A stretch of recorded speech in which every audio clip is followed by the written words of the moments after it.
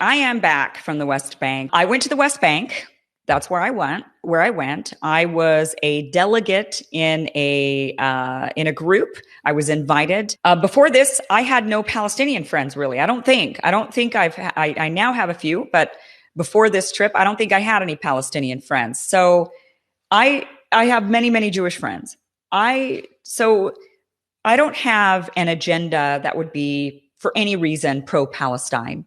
But I am an American and I am a tax-paying American. And our tax dollars are largely funding, if not fully funding, the Israeli army, the Israeli military. Only one group is in power, and that is the Israelis. They are the ones in power, and they're the ones who are able to exert oppression and human rights abuses against the Palestinians. The Palestinians are not in power. They're not able to turn around and commit the same human rights abuses and the same oppression against the Israelis. And there is no excuse for the human rights abuses that I witnessed over there. There's absolutely no excuse for it. And I struggled with this week because what I saw to me was so terrible.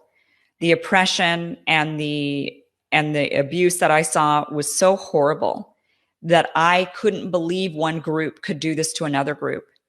It's just something that's like beyond my mind.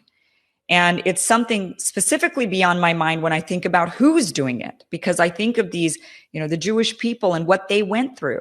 And how could they then turn around and do something that looks very similar to another group of people? The abused has become the abuser.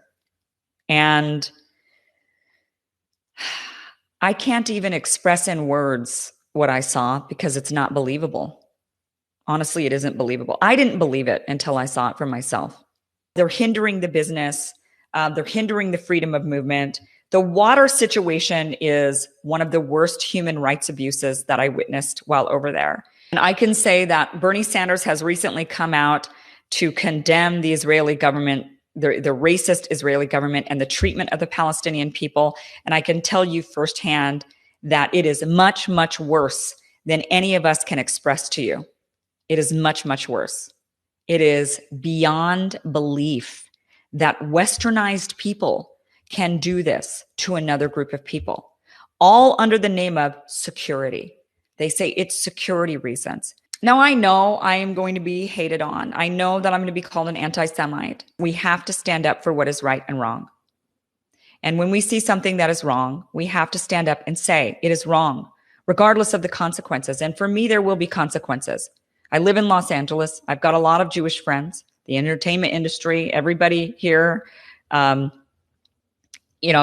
my life, as in my line of work that I was in, and I don't know what's going to happen to this channel or what the repercussions are. I don't even know if Israel will ever let me back in. I don't know what the repercussions are for speaking out. But all I know is when I thought about it and when I tried to make the more neutral videos, I couldn't post them because I knew I wouldn't be able to live with myself. Because ultimately, the truth has to be told. And the truth is, what the Israelis are doing to the Palestinian people is absolutely wrong. It is wrong, it is abhorrent, and it is beyond belief, and it needs to stop. The whole experience, all in all, in being there was unreal. I mean, while I was there, I just wasn't processing it. It took me coming home for me to start to really feel very upset and very shocked and disgusted.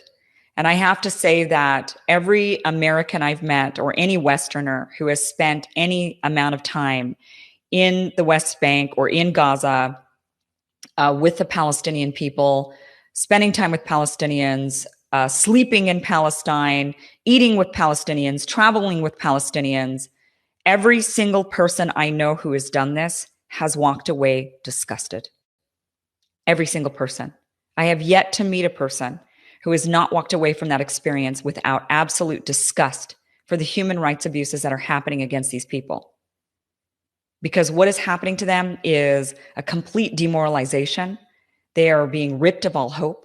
They are being forced to identify themselves and carry that identification everywhere they go. They're not given water.